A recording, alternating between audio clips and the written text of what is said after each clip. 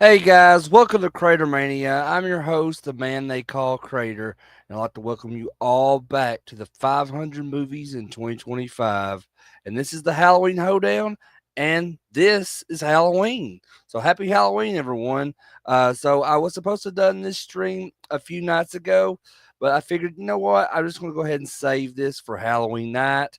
Yeah, it's almost midnight. We're about to go into November, but even though we're going into November tomorrow, we're still not done here with the Halloween Hoedown. So I still got a couple more videos this weekend that I want to share with you guys. A couple strings, several more movies. I want to talk about, including the Halloween franchise from 1978 until 2002.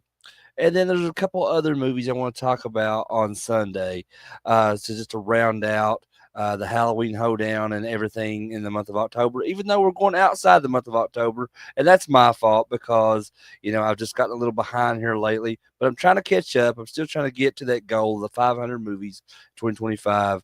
And I think I'm going to make it, guys. I just got to do a little bit of scheduling work here the next coming weeks to try to get caught up so we can get out to that 500 movies in 2025. So for tonight, this will be movies number 378 through 381. And like I said, it is Halloween night. So we had a pretty good night early night tonight. So here where we live, they don't have trick or treating on Halloween night this year because of this like football game or whatever that's in town. But so they're having that tomorrow night, November 1st, for trick or treat here where we live. But we went outside the county tonight, where they were actually having trick or treat there. So we took the kids trick or treating tonight. Got their candy. They had fun in their costumes and seeing other kids, and I love seeing everyone. Like that's one of my favorite things about taking the kids trick or treating is not only seeing them have fun, and enjoying themselves in their costumes and getting candy or whatever. But I just enjoy seeing, all the other, parents and their kids out there. Whether, the parents are dressed up or they're not, or they're just the kids are just dressed up in the costumes. I love seeing all the different costumes of what everybody's doing, from year to year on Halloween. And I just love seeing, all the different houses and stuff, especially in this neighborhood that we had never been to. We never took the kids trick or treating in before. So I loved seeing. Sorry. So I love seeing just all the different houses that I'd never seen before, all decorated. They're on the house and just in their yards and just really cool. That's absolutely one of my favorite things. When it comes to Halloween. Um, but my son is getting to that date, or to that time in his life where he's getting older, and he's just he's starting to kind of grow out of wanting to go trick or treating. Fortunately, and I hate that because like I love taking him trick or treating, and he's already stated like after this year he said, well, Dad, next year I'd like to stay home and just give out candy, and that's fine. I love doing that with him too, but it is. I'm gonna be honest, it's a little bit disheartening, um, because I would just love to be taking him trick or treating every year, um, you know, but I just know that's not realistic because he is getting older, and he's going to want to do different things as he gets older. Um, but I mean, just like I said, I absolutely love this holiday. It's absolutely special to me. Um, Unfortunately, I didn't dress up this year. I didn't really have the time or the money to really get into trying to find me a costume or whatever. Candace didn't either. I mean, hell, we didn't even decorate the house or anything this year for Halloween. I mean, well, we always have like horror stuff and Halloween stuff in the house, but like on the outside of the house, we didn't really do anything this year, and just I don't know, just a lot of stuff been going on with us. It's kind of caused that we didn't really have the time to do that stuff this year. Um, so I mean, I'm not gonna lie, like it felt like in a way. Um, we were kind of lazy this year when it came to Halloween. But hoping, that's it'll be different come this time next year. 'Cause like I said, this holiday, Halloween is very extremely special to me. What my absolute favorite time of the year. I live that life where like every day is Halloween.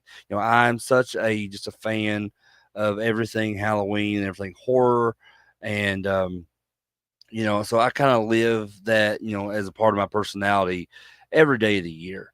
But just when it gets around this time of year, when you see so many people who don't live that kind of life like I do, just get into it and you see, that the whole world is celebrating Halloween, during this time of the year. Um, it's a really extremely special and overwhelming feeling. And, but, regardless of, like if I didn't dress up or we didn't decorate the house or whatever, and I just felt like I was kind of lackluster or whatever, or not lackluster, but like, we just kind of got lazy this year. Um, I still had such a great time tonight, just seeing, my son and my nephews, trick or treating and just, having fun, getting candy, and just they had an absolute blast, in their costumes. Like my son and my nephew Raiden, they dressed up as I can't tell you their names. I'm sorry, their characters' names, but they dressed up as these characters from this Roblox game called Forsaken. So if anybody's familiar with that game on Roblox, so they dressed up as these two different characters. Um, Said I can't remember the names. They actually told me they were, but so they don't make costumes. They don't make costumes for those characters.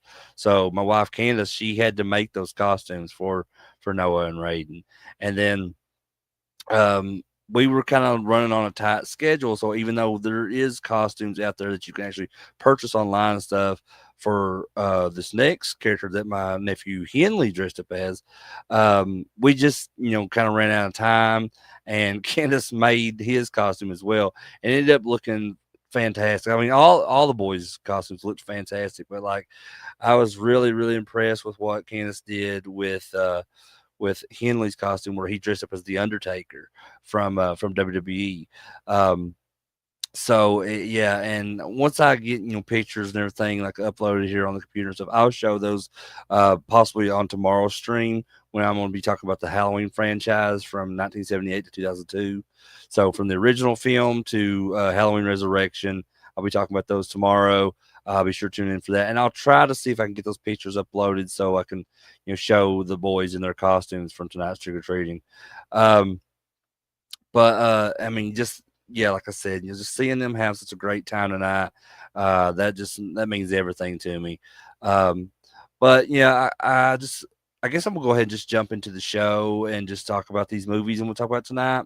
I just want to talk a little bit about how our Halloween went this year, and just hope everyone out there had a fantastic Halloween as well.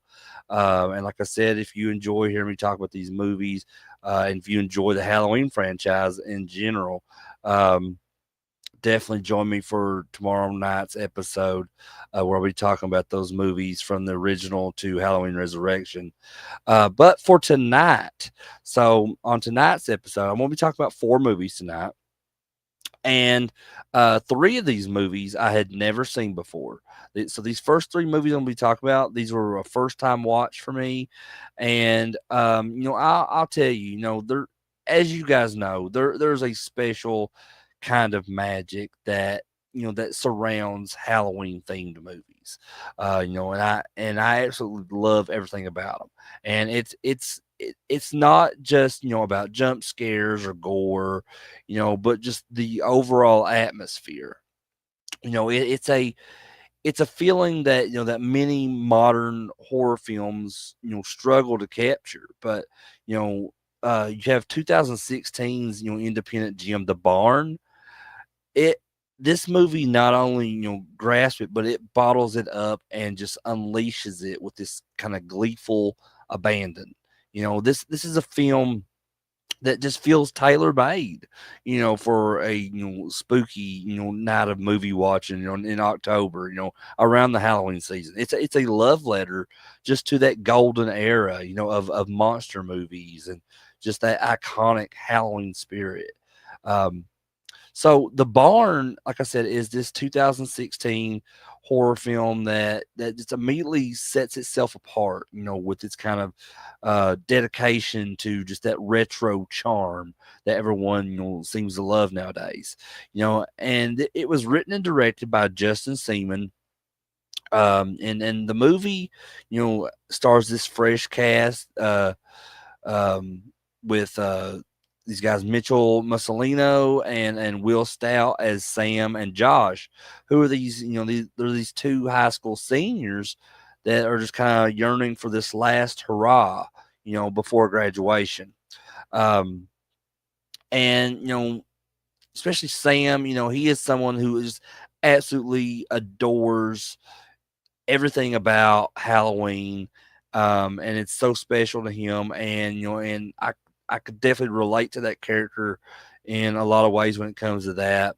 Um, but like I said, the story it unfolds on Halloween night in 1989, and it's a setting that just immediately resonates with anyone who grew up with these horror movie offerings of the 1980s, and just their plans for this going to this concert takes this unexpected turn with when a detour leads them to this abandoned barn. But unbeknownst to them, this kind of seemingly innocent location harbors this sinister curse, and just their curiosity just inadvertently wakens this trio of these terrifying creatures. You have the boogeyman and Hollow Jack and the candy corn scarecrow.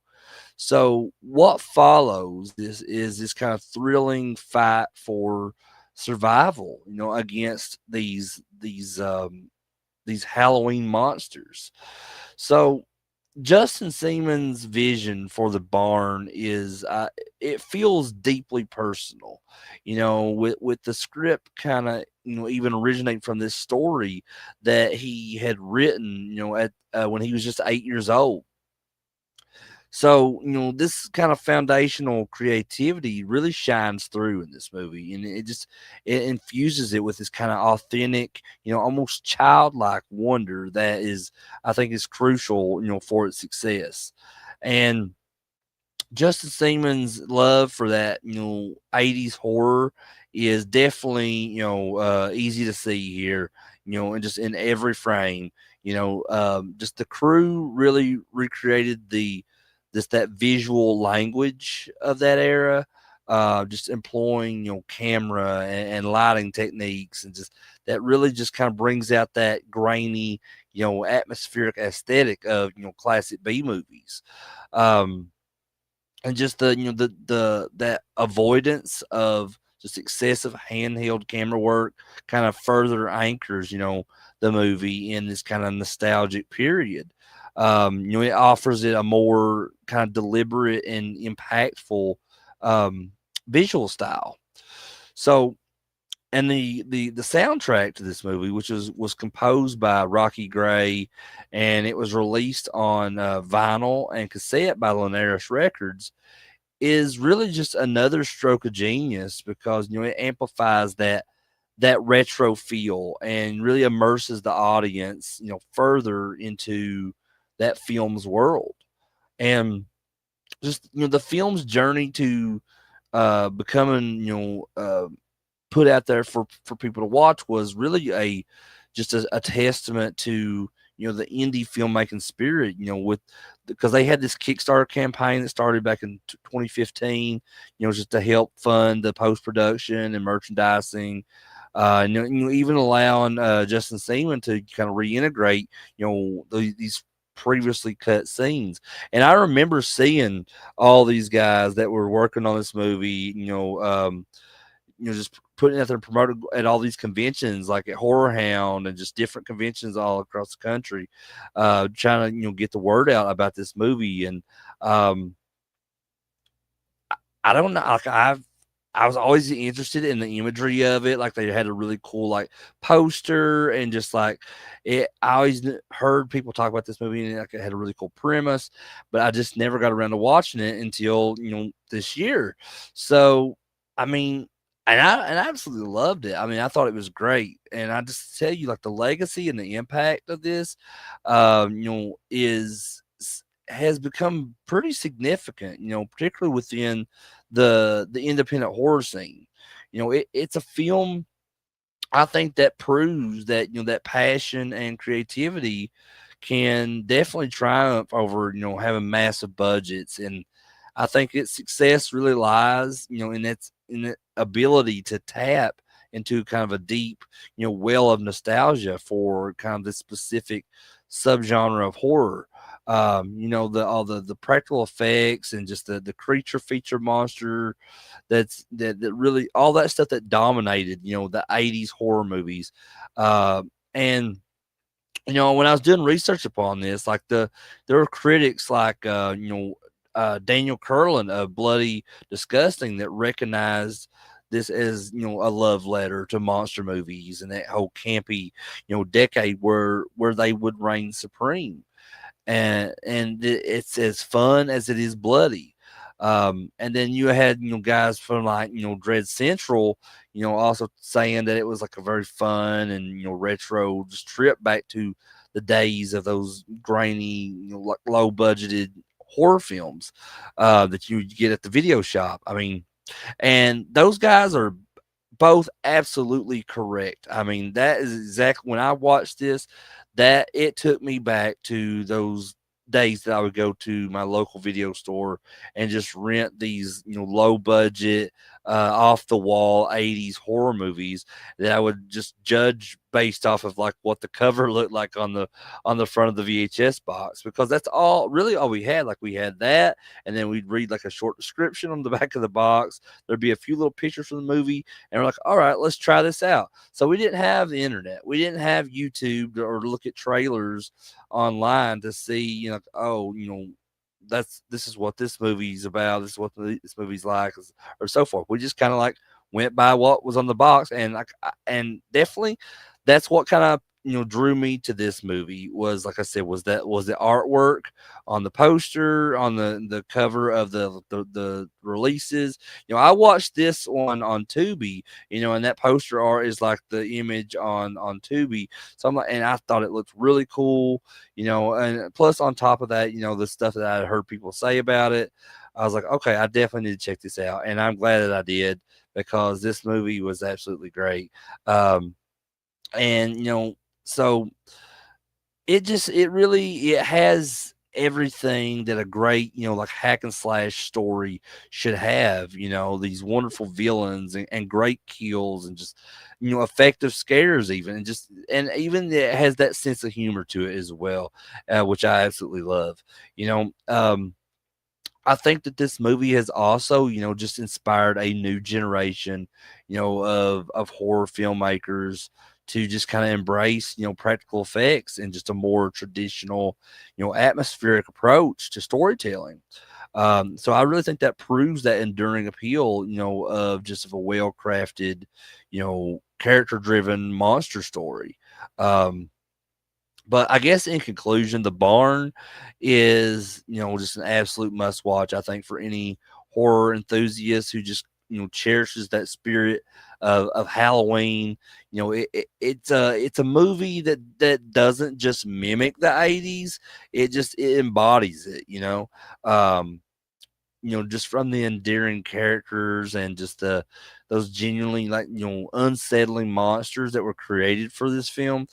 It's that perfect balance of just scares and humor, and just every element is really crafted to just deliver, this very spooky experience. I think it's a testament to Justin Seaman's, directorial vision, and just it's really a proud, addition to that canon of Halloween centric horror. So definitely, if you're looking for a film that will kind of, in a way, transport you to a simpler, time when it comes to, when it comes to horror, where these monsters will just roam freely, and Halloween was just the ultimate night of frights. Then the barn is definitely a cinematic treat that you do not want to miss. Go and check it out.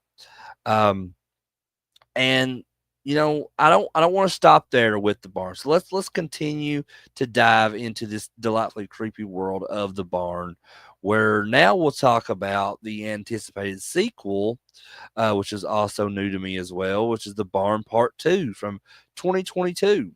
And this movie was released 6 years after the original film. And just this was another horror gem that just, that doesn't just revisit those haunted grounds of Helen's Valley from the original film. It just explodes onto the screen with this energy and just this kind of this ambition that really solidifies its place in that kind of world, of these great Halloween centric horror films. Um, so the Barn Part 2 picks up, the story threads that were kind of left dangling, from the 2016 film. And it just dives, head first into this world where the ban on Halloween has finally been lifted in Helen's Valley. So, and then there's, to touch upon that, those disappearances from the end of the first film of Sam and Josh, along with these kind of gruesome murders that have just transpired at the town's barn, that infamous barn, have now faded into, the town's kind of collective memory. And however, the past, refuses to stay buried, as it does in most horror films.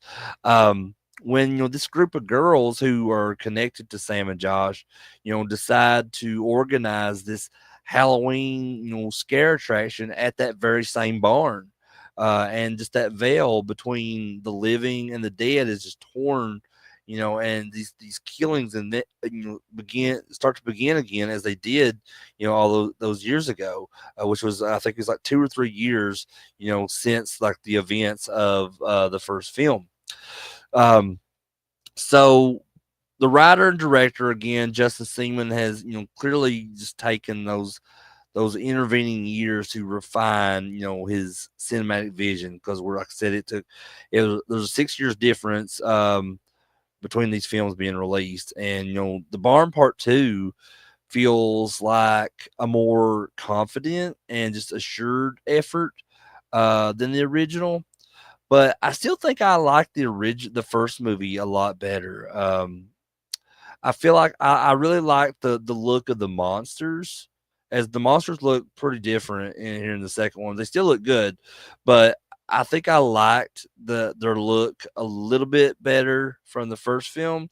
Um, and that, because the original film really laid this solid foundation, and but the sequel, really embraces this go for broke mentality, which is reminiscent of how like Gremlins 2, expanded, its scope and just kind of playfully, subverted expectations. So Justin Seaman doesn't, but he doesn't shy away, from kind of escalating the stakes in this one. And, he opens up the story and just ensures that even the most, seasoned horror fan will have trouble, predicting the next, turn of events here. Um, and I always love that too. I hate it when a movie can be too predictable. But this was definitely, kind of like, it kept me guessing. I wasn't, because and that makes me enjoy a film so much more if when I absolutely can't figure out what's going to happen next. So this film, like, it just immediately bombards the audience, as well as with this kind of delightfully array of cameos. We have Linnea Quigley in this, and even Joe Bob Briggs and Darcy, the mail girl, are in this. Doug Bradley is in this as he plays Sam's grandpa. Um, and just these guest spots, they never, detract from the core story. Instead they kind of add this layer of just recognizable charm and this kind of wink and nod affection to the genre. And not just those, like people have these cameos of it, like Ari Lehman's also in this as he is in the first film.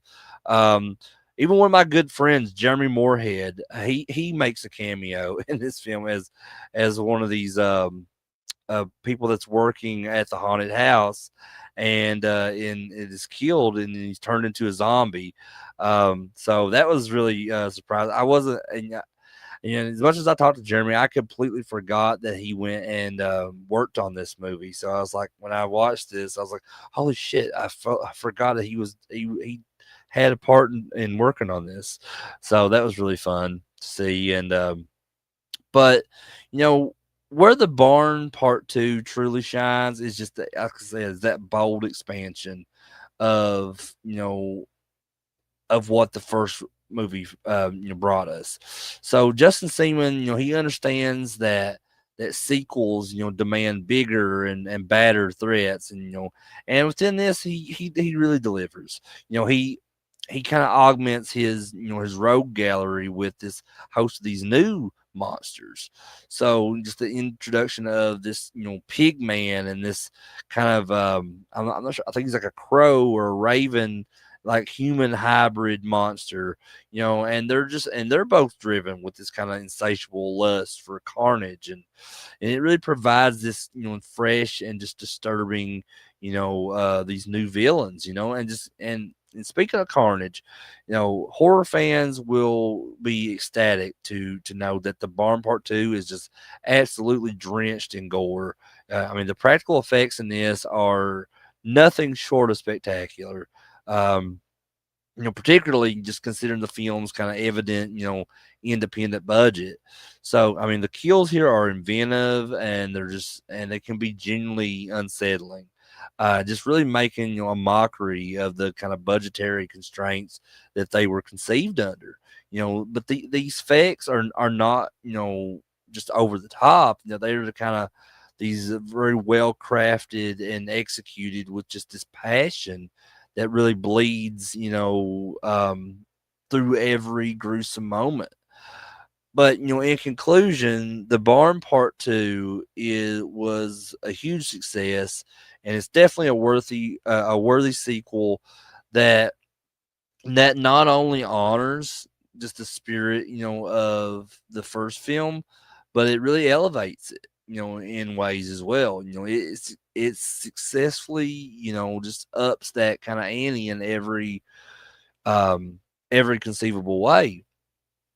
But from its kind of expanded lore and just the new creatures that got added to it, just to all that relentless gore and the creative kills, you know it really captures just the pure, unadulterated joy of Halloween horror.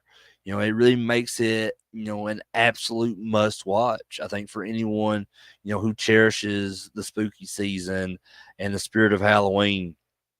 You know, um, this movie really, leaves, I want to say, like, it leaves ample room, for a potential third installment. I think. I mean, the way I interpreted it, the way it ends, it definitely kind of leaves some room there for another sequel. And if the talent behind this film, I think, is willing to return, then I, for one, will be right there when they release it to watch the part three as well.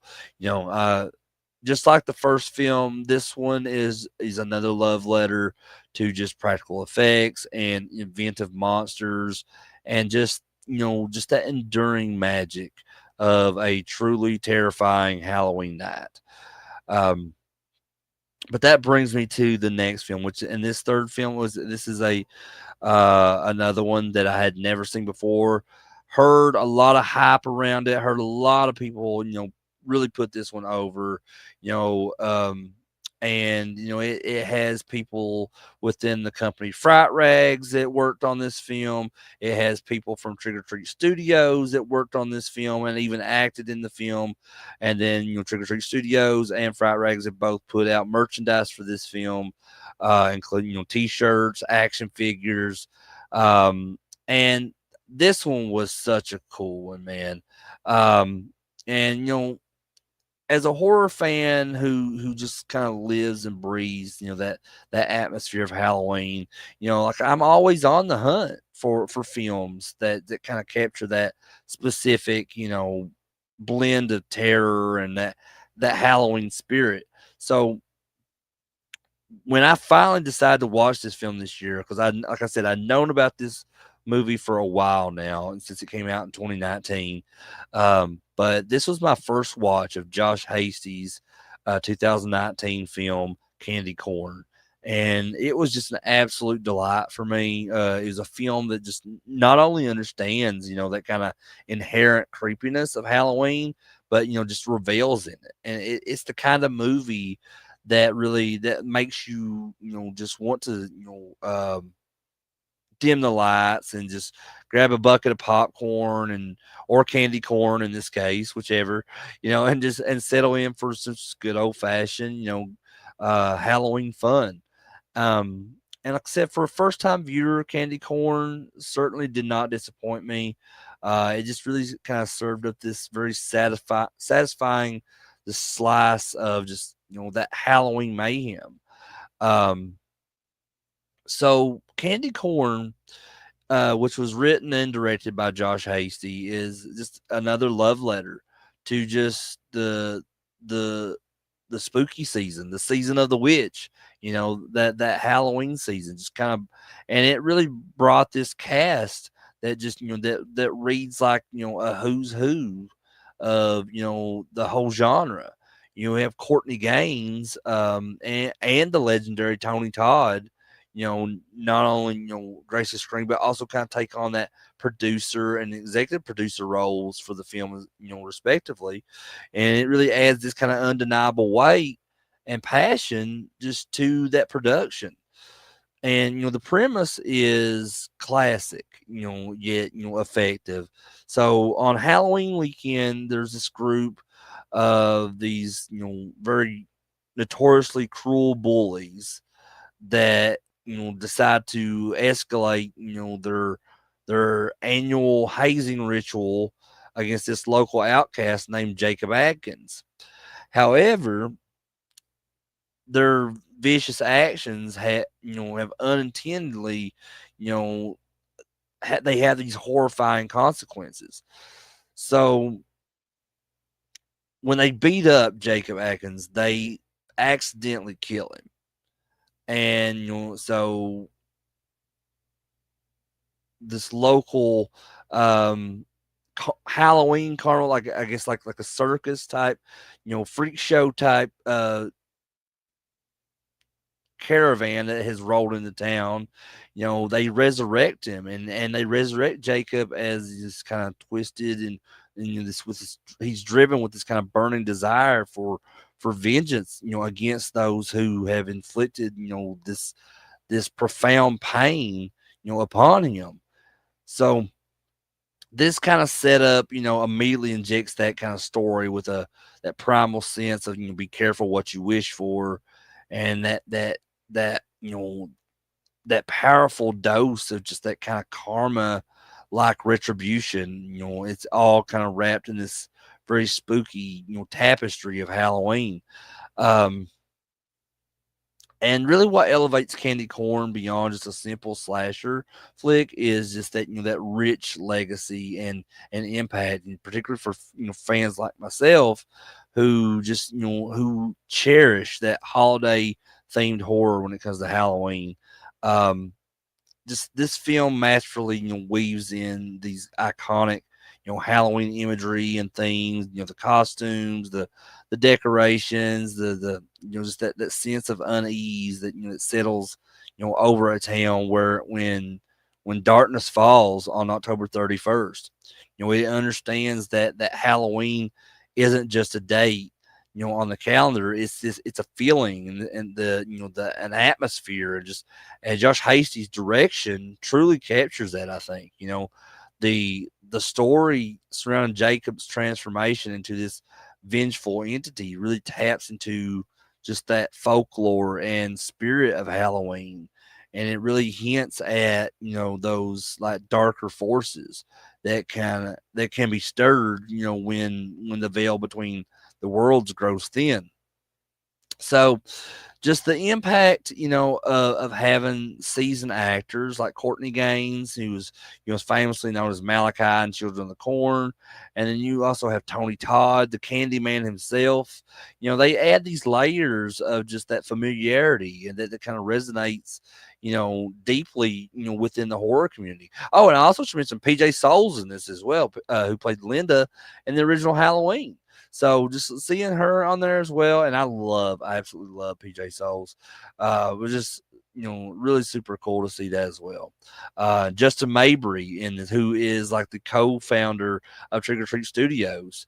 He's also, I think, he's like the art director within Trick or Treat Studios as well. So he plays a role as one of the deputies in this.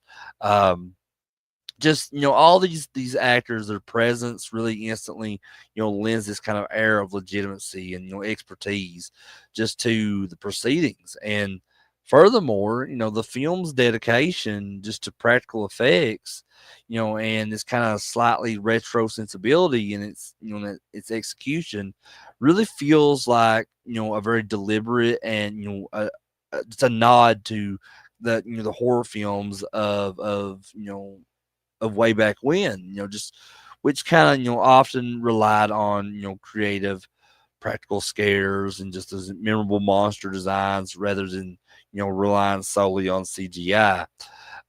So I think this approach really fosters, a tangible, visceral horror experience that's particularly, appreciated by fans who grew up on the horror of, the 70s and the 80s and the 90s.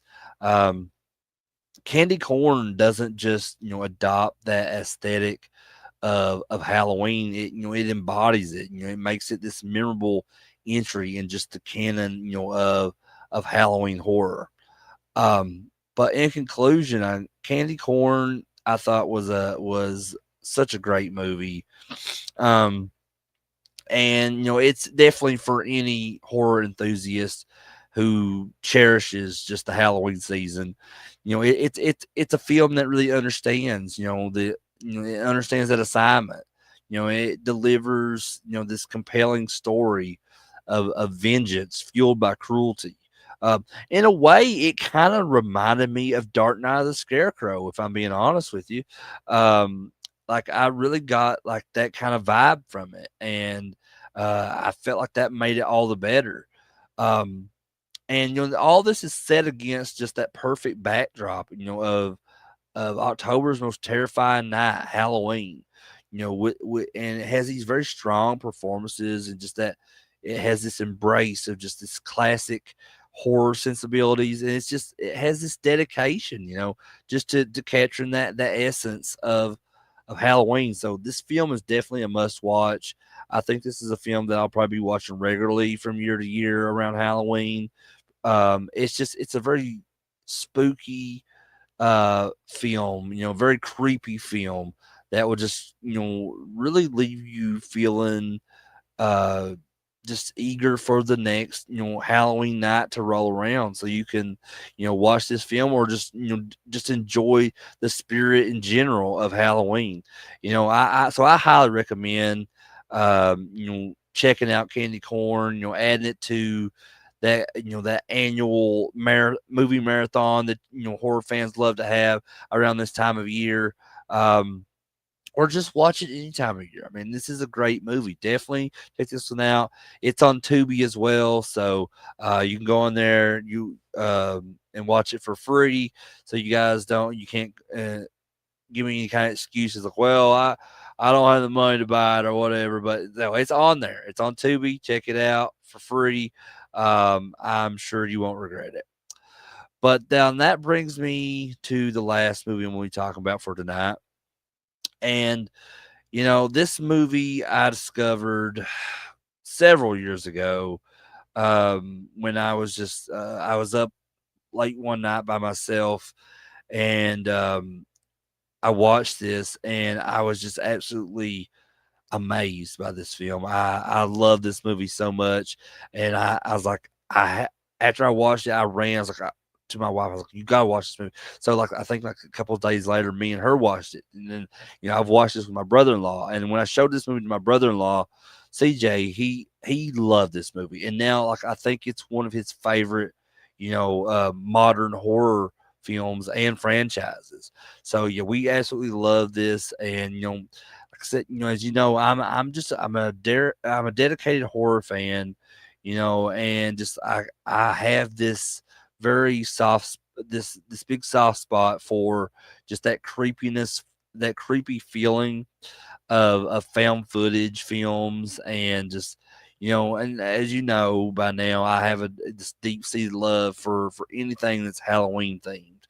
So stumbled upon Hell House LLC from 2015. It felt like discovering this hidden gem that was just kind of unearthed from uh my wildest cinematic dreams. So this 2015 independent film, which was written and directed by Stephen Cognetti, it is just a foundational piece in the found footage subgenre. Um, and just it was a franchise starter, that just perfectly kind of captures, that essence of a haunted attraction just gone horribly, horribly wrong.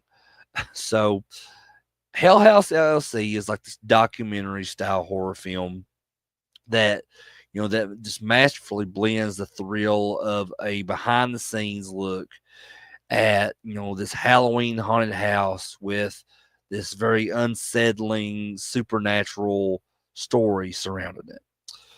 So the film is framed as this kind of investigative documentary by this team that's led by Diane Graves.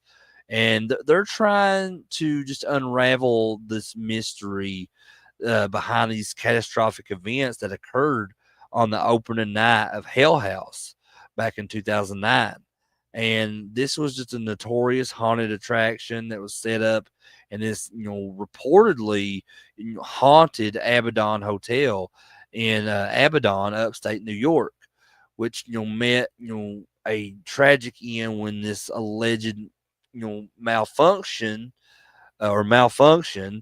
that resulted in the deaths of 15 people, including almost all of the staff.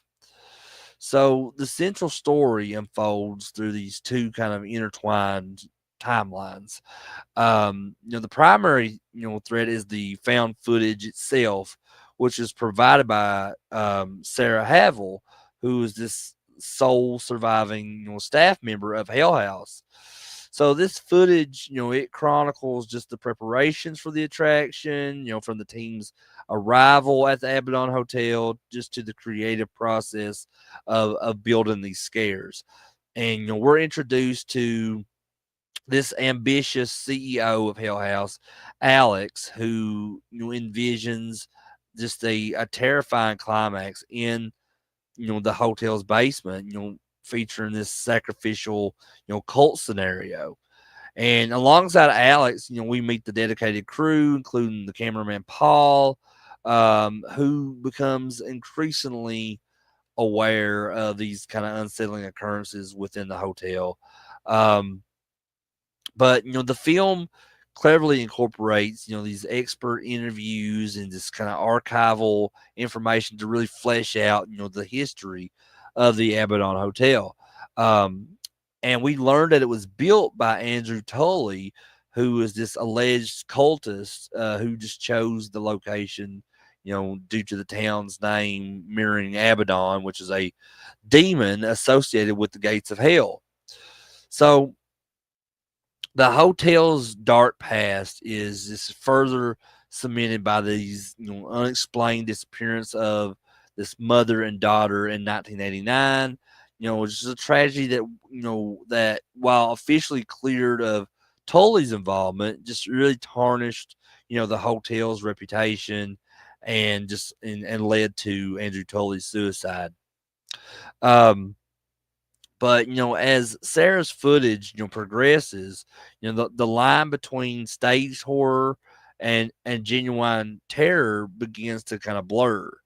Um, so the Hell House team experiences this kind of series of just increasingly disturbing, paranormal events. There's this clown mannequin that moves on its own, and just these kind of shadowy figures here and there, just in even the instances of Sarah and the cameraman Paul, seemingly being influenced by these unseen forces. So despite these kind of escalating omens, Alex, who is driven by his vision, just insists on pushing forward with this grand opening. And just the tension starts to build up as these supernatural occurrences become more frequent and more insidious, and it just culminates in Paul's chilling disappearance after this encounter with one of the spirits. And he's later found down in the basement, kind of lost in this very fugue state. um so even the hired scare actors begin to kind of feel this building dread, with one Melissa sharing her unease about the hotel's haunted reputation. um so the film's ending is this very brutal and just chaotic descent into madness. So on opening night, these very well crafted scares kind of devolve into this genuine terror. So in the the climactic basement scene, Melissa is horrifically murdered by this shadowy cult figure, and it really triggers this panic stampede of these guests that have come here to this haunted house. So this ensuing chaos just leads to these deaths of Tony, who's the staff technician, and Mac, who's trying to save people. And Sarah and Mac find each other in this kind of pandemonium, and they flee to the attic. And when they get to the attic, they discover that Alex is there hanging himself. So Mac is ultimately overwhelmed, and he's killed by these shadowy entities or whatever. um and the documentary crew, who kind of armed with Sarah's footage here, they continue their investigation in the present now. And Sarah, kind of weary and seemingly haunted, herself, directs them to room 2C in the Abaddon Hotel, and hinting that the answers, lie within there. And in this kind of crucial twist, when Diane and her cameraman, inquire about Sarah at the hotel, they're met with this confusion, revealing that, Sarah never checked into a room 2C. They don't have a room 2C. So that doesn't, it doesn't exist there. So, like I said, this adds, another layer of mystery and suggests Sarah's interaction with the documentary crew might be more complex than it appears. And like I said, that documentary crew's own investigation leads them to the abandoned Abaddon Hotel, where they find themselves immersed in this, horrifying aftermath of that night. And that final, chilling discovery within Sarah's footage reveals, a possessed Paul murdering this weakened Sarah before taking his own life. And it's they're at the one of the guys on the documentary crew that stay behind, Mitchell, who discovers that. So Diane and her cameraman are not aware of this.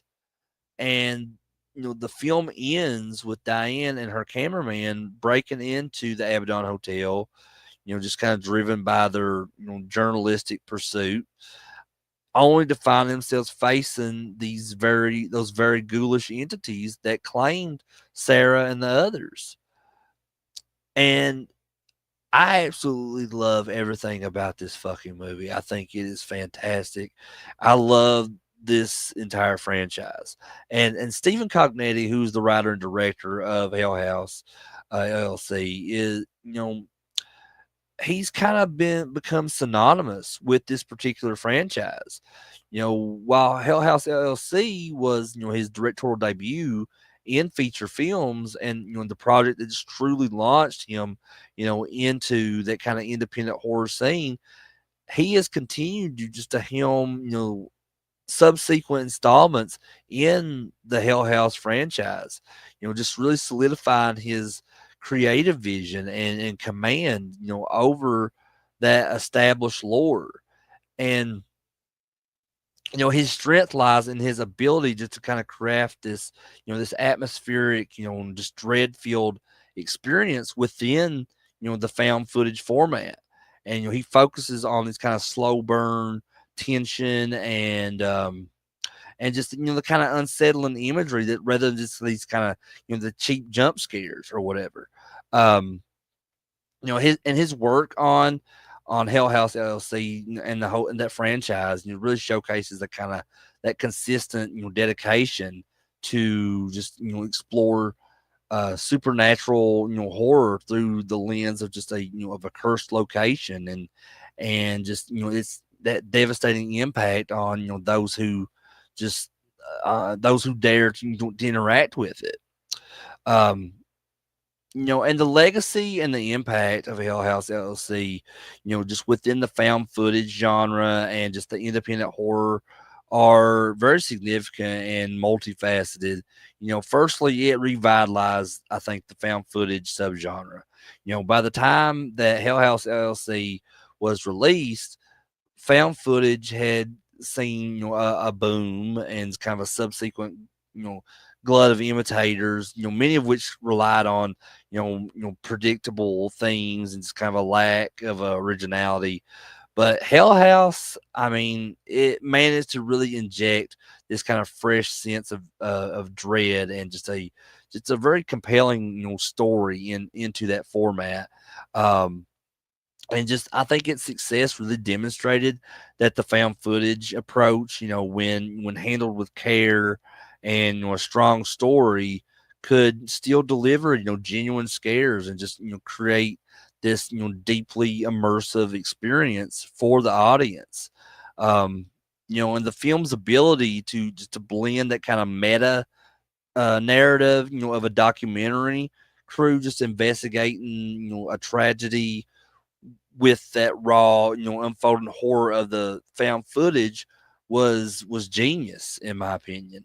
And secondly, it established one of the most, I think, beloved modern horror franchises. I think the film's critical and audience, reception was overwhelmingly positive, leading to this kind of dedicated fan base where I've seen like multiple companies release merchandise from this film, like T-shirts and pins and all kinds of stuff out there. It has such a dedicated fan base, and just and that subsequent creation of this multi film universe was just just explored that love for what the original film, gave us even more. The sequels, Hell House 2, The Abaddon Hotel, and Hell House 3, Lake of Fire, and then Hell House Origins, The Carmichael Manor. And then there's the newest one, which I have not watched the newest one yet, which is Hell House Lineage. All of these films, though, have just allowed Stephen Cognetti to expand, that mythology of the Abaddon Hotel and just all these malevolent forces that are at play. So this franchise continuity is just a testament to the initial film strength in building this world with just enough intrigue to warrant that further exploration. And and thirdly, it masterfully kind of utilized the haunted attraction premise as well. Many horror films have just explored just the idea of a haunted house, but Hell House uniquely focuses on that creation of a haunted attraction and just how the very act of trying to simulate fear can become this gateway for genuine supernatural terror. And I think this is a very like meta commentary on just the nature of fear, and performance adds a very unique layer to the film. The film really taps into this kind of primal fear, associated with Halloween, and just that the excitement, this these kind of manufactured frights, and just the that terrifying realization that some horrors cannot be faked. Just the contrast between the characters' attempts to scare the public and that escalating, uncontrollable supernatural events that's happening is just very a brilliant narrative engine, in my opinion. Um, but finally, it also proved that independent horror could achieve mainstream recognition through these kind of niche platforms. The film was released on just various video on demand platforms, which is how I found it. And then its kind of subsequent home on Shutter, allowed it to reach this very dedicated, horror audience, without the need for a massive, studio budget, or kind of traditional theatrical release. And I think this pathway to success has really inspired, countless other, independent horror filmmakers, including, like Justin Seaman, who did Candy Corn. I think, this, um, it really, helped develop his layout of how he released that film and how he promoted that film. But in conclusion, Hell House, in my humble opinion, is a modern classic of the found footage genre, and just it's a Halloween horror enthusiast dream. It's a film that really understands that power of atmosphere, that effectiveness of a well told story, and just that unique terror that can be conjured when these manufactured creeps of a haunted attraction collide with these genuine malevolent supernatural forces. Stephen Cognetti has crafted a film that is both just a gripping mystery and just this genuinely frightening experience, and it lays this strong foundation for a franchise that just continues to deliver on its promise of atmospheric dread. And for anyone who loves Halloween, or found footage, or simply just a damn good horror movie, Hell House LLC is an absolute must watch. There's also a director's cut version of this film. These these are on Tubi as well. So both versions, the original Hell House LLC, and then the director's cut version, they're both on there. The only difference is I think there's about 30 minutes difference with the director's cut. Um, which I advise watching the original cut, or the cut, the original release cut first, and then if you want to watch the movie again, watch the director's cut. Just kind of compare them, see which one you like better. Personally, I like the director's cut a lot, but for this time around, I did watch the original release cut. Um, as just it like I said, it's a 30 minutes. It kind of simplifies everything more within that cut, but definitely check out the director's cut if you have the chance. But I think this movie is just a testament to the fact that sometimes the scariest stories are the ones that feel like they were never meant to be watched, but are these kind of, they're discovered nonetheless, and they kind of whisper these dark secrets, from the shadows of in this case, a cursed hotel. So you definitely check out Hell House.